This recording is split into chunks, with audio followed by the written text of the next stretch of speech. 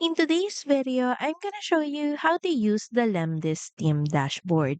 So first, in the left panel, head over to campaigns. So here you can view all active and post campaigns. So just click on any campaign to dive deeper into its performance, including step-by-step analytics.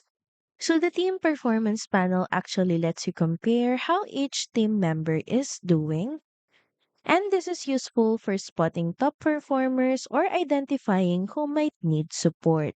In the left panel, you can use filters to sort data by date and campaign or even team members. This helps you focus on specific timeframes and segments.